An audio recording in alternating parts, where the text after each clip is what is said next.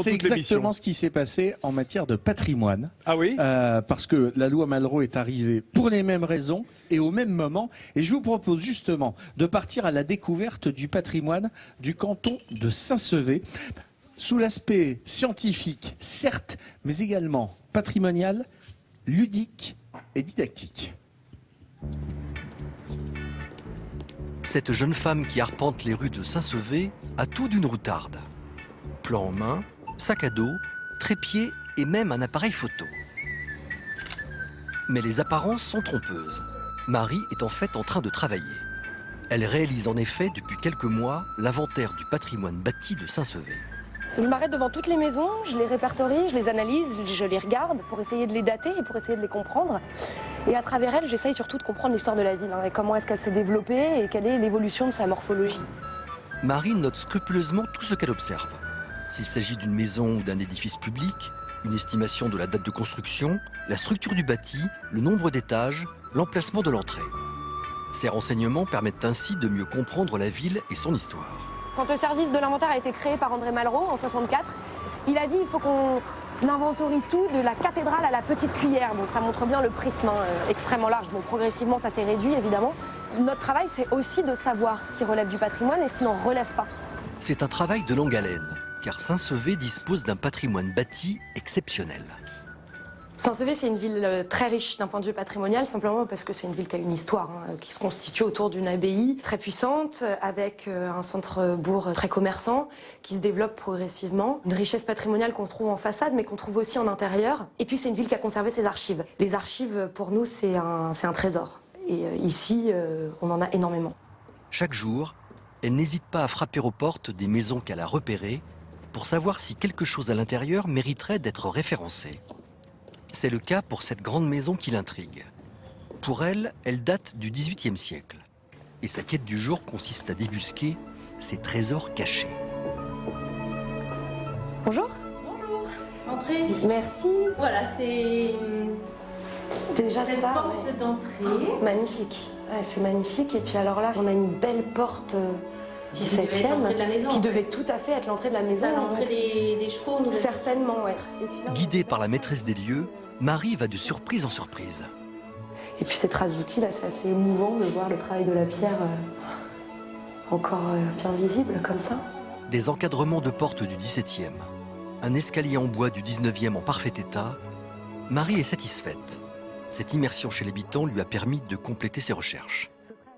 C'est une enquête, donc c'est assez fréquent à Saint-Sevé, en tout cas, de découvrir des intérieurs majestueux. Ici, ce qui est encore plus impressionnant, c'est ces vestiges 17e, parce qu'on a peu de vestiges 17e. Je suis assez impressionnée. La journée se termine au bureau. Marie enregistre toutes ses notes sur son ordinateur.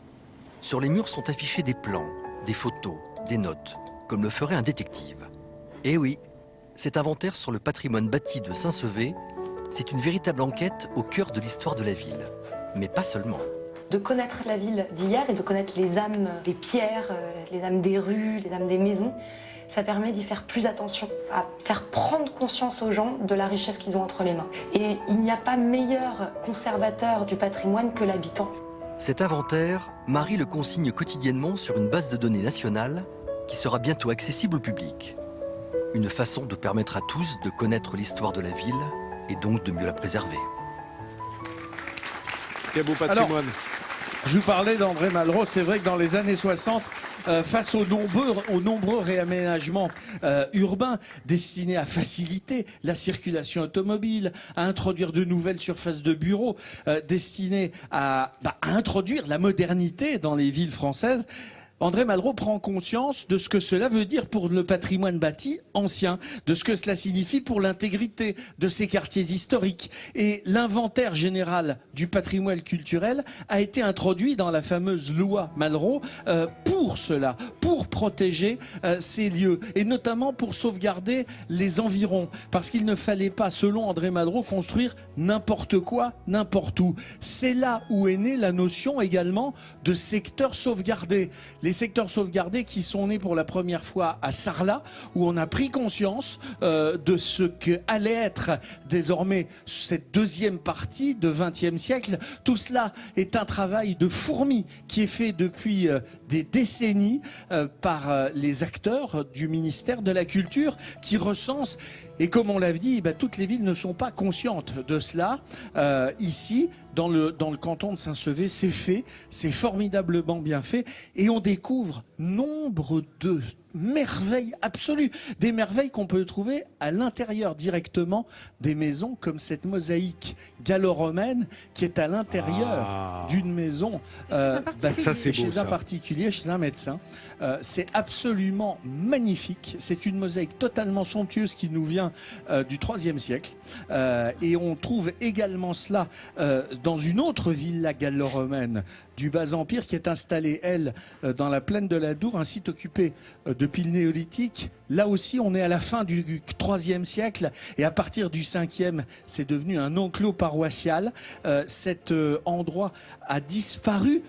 On l'a retrouvé très très tard et c'est devenu un lieu de recherche, un lieu où on a redécouvert également ces morceaux, ces mosaïques beaucoup plus fragmentés que dans la maison. Mais tout cela fait partie de cette chose essentielle que nous avons en France, qui est le patrimoine. C'est pour cela que c'est le pays le plus visité au monde. C'est pour cela qu'il faut le préserver, qu'il faut le protéger.